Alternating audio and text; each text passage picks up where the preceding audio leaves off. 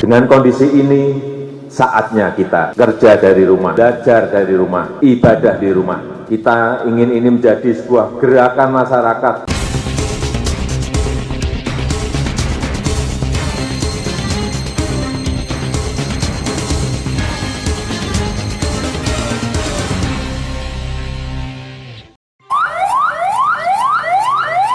Waspada COVID-19 atau virus corona.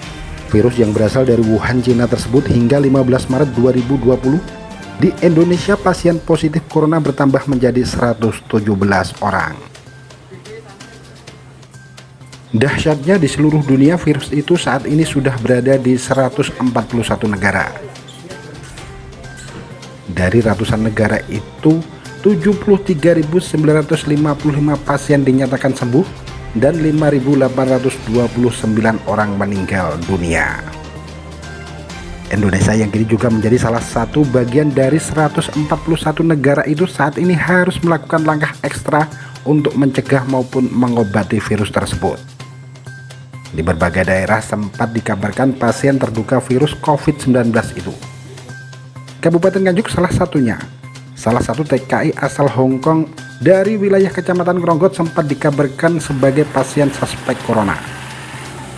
Namun setelah dilakukan serangkaian pemeriksaan dan pemantauan petugas dari Dinas Kesehatan Pemerintah Kabupaten Nganjuk dan dilakukan pemeriksaan di RSUD Nganjuk, hasilnya adalah negatif. Seperti dilansir kompas.com, jumlah kasus virus corona secara global masih terus bertambah hingga Minggu 15 Maret 2020. Data Johns Hopkins University yang dikutip kompas.com menyebutkan kasus virus corona mencapai 156.112 orang. Adapun jumlah kematian adalah sebanyak 5.829. Kendati demikian, jumlah yang dinyatakan pulih atau sembuh juga terus bertambah menjadi 73.955 orang dari seluruh penjuru dunia. Sudah ada 141 negara yang mengkonfirmasi terkena virus corona yang pertama kali diketahui menyebar di kota Wuhan, Cina tersebut. Dan berikut adalah 10 negara dengan jumlah kasus corona terbanyak. Cina berada di urutan pertama dengan jumlah kasus sebanyak 80.976. Dari total itu lebih dari 3.100 pasien meninggal dunia. Italia adalah negara kedua dengan jumlah kasus corona mencapai 21.157 orang. Dari jumlah itu 1.441 pasien meninggal dunia. Iran berada di urutan ketiga dengan jumlah kasus 12.729 orang dan 611 pasien meninggal dunia. Korea Selatan berada di urutan keempat dengan jumlah kasus 8.086 orang dan 72 kematian. Spanyol adalah negara urutan kelima dengan jumlah kasus 6.391 dan 195 kematian. Jerman berada di urutan ke-6 dengan jumlah kasus 4.585 dengan 9 kematian. Prancis berada di urutan ke-7 dengan jumlah kasus mencapai 4.480 dengan jumlah kematian 91 orang. Negara adidaya Amerika Serikat berada di urutan ke-8 dengan jumlah kasus corona sebanyak 2.726 kasus dengan 37 kematian. Swiss berada di urutan ke-9 dengan jumlah kasus 1.359 orang dengan 13 kematian. Inggris merupakan negara terakhir dengan jumlah terbesar virus corona di dunia dengan jumlah kasus mencapai 1.143 dengan jumlah kematian 21 orang. Waspada dengan virus asal Wuhan, Cina tersebut, Kepala Kepolisian Resort Nganjuk AKBP Handono Subiakto bersama dengan Forpimda dan ratusan anggota Kepolisian Resort Nganjuk menggelar gerakan hidup bersih dan sehat yang dipusatkan di alun-alun Kota Nganjuk. Tidak hanya bersosialisasi mencuci tangan yang bersih dan benar, para anggota Kepolisian Resort Nganjuk dan Polsek jajaran itu juga melakukan pembersihan masjid sebagai tempat peribadatan yang setiap hari digunakan sebagai tempat beribadah ratusan umat muslim. membersihkan stasiun kota dan sekitarnya dengan melakukan penyemprotan antibakteri dan virus, serta menyemprot antivirus pada kendaraan angkutan umum yang ada di Terminal Baru Kota Nganjuk. Waspada virus corona juga digencarkan oleh pemerintah Kediri Kota. Untuk mengantisipasi pasien terjangkit virus corona tersebut, pemerintah Kota Kediri melalui Dinas Kesehatan menunjuk RSUD Gambiran sebagai rumah sakit rujukan pasien corona. Berbagai macam persiapan telah disediakan oleh rumah sakit milik pemerintah Kota Kediri tersebut. Tidak hanya RSUD Gambiran, Pemkot Kediri juga menghimbau semua rumah sakit swasta agar waspada dan mempersiapkan ruangan khusus untuk pasien corona.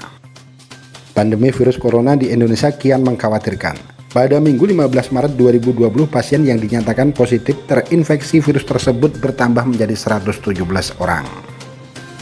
Pemerintah mengumumkan penambahan pasien positif corona sebelumnya pada Sabtu 14 Maret 2020 adalah 96 pasien.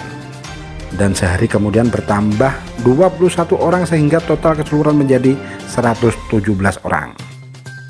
Keterangan itu seperti disampaikan oleh juru bicara Kementerian dalam penanganan virus corona Ahmad Yuryanto di Kompleks Istana Negara seperti dikutip oleh kompas.com. Menurut Ahmad Yuryanto, ada 2 daerah asal pasien yang dinyatakan terkena wabah virus corona, yakni 19 orang dari DKI Jakarta dan 2 orang dari Jawa Tengah. Dan berikut adalah konferensi pers Presiden Joko Widodo terkait dengan virus corona yang harus diwaspadai oleh seluruh masyarakat Indonesia tersebut. Kasus COVID-19 di awal bulan ini, saya telah memerintahkan kepada Menteri Kesehatan dan Kementerian terkait untuk meningkatkan langkah-langkah ekstra dalam menangani pandemi global dari COVID-19. Kita melihat beberapa negara yang mengalami penyebaran lebih awal dari kita, ada yang melakukan lockdown dengan segala konsekuensi yang menyertainya. Tetapi ada juga negara yang tidak melakukan lockdown, namun melakukan langkah dan kebijakan yang ketat untuk menghambat penyebaran COVID-19 ini. Pemerintah terus berkomunikasi dengan WHO dan menggunakan protokol kesehatan WHO, serta berkonsultasi dengan para ahli kesehatan masyarakat dalam menangani penyebaran COVID-19 ini. Pemerintah juga telah membentuk gugus tugas percepatan penanganan COVID-19 yang diketahui oleh Kepala Badan Nasional Penanggulangan Bencana Legend TNI Doni Monardo. Gugus tugas ini telah bekerja secara efektif dengan mensinergikan kekuatan nasional kita, baik pusat maupun daerah, melibatkan ASN, TNI, dan Polri, serta melibatkan dukungan dari swasta, lembaga sosial, dan perguruan tinggi. Sebagai negara besar dan negara kepulauan, tingkat penyebaran COVID-19 ini derajatnya bervariasi antara daerah satu dengan yang lain. Oleh karena itu, saya minta kepada seluruh gubernur, kepada seluruh bupati, kepada seluruh wali kota, untuk terus memonitor kondisi daerah dan terus berkonsultasi dengan pakar medis dalam menelaah setiap situasi yang ada. Kemudian juga terus berkonsultasi dengan Badan Nasional Penanggulangan Bencana untuk menentukan status daerahnya, siaga darurat ataukah tanggap darurat bencana non-alam. Berdasarkan status kedaruratan daerah tersebut, jajaran pemerintah daerah dibantu TNI dan Polri, serta dukungan dari pemerintah pusat untuk terus melakukan langkah-langkah yang efektif dan efisien dalam menangani penyebaran dan dampak COVID-19. Membuat kebijakan tentang proses belajar dari rumah bagi pelajar dan mahasiswa. Membuat kebijakan tentang sebagian ASN bisa bekerja di rumah dengan menggunakan interaksi online. dengan tetap mengutamakan pelayanan yang prima kepada masyarakat. Kemudian menunda kegiatan-kegiatan yang melibatkan peserta yang banyak orangnya. Dan meningkatkan pelayanan pengetesan infeksi COVID-19 dan pengobatan secara maksimal dengan memanfaatkan kemampuan rumah sakit daerah dan bekerja sama dengan rumah sakit swasta serta lembaga riset dan pendidikan tinggi yang direkomendasikan oleh Kementerian Kesehatan.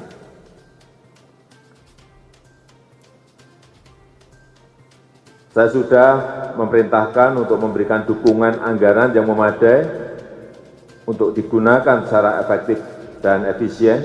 Yang pertama, merujuk pada Undang-Undang Nomor 24 Tahun 2007 tentang Penanggulangan Bencana yang memungkinkan pemerintah dan pemerintah daerah untuk memprioritaskan menggunakan anggaran secara cepat.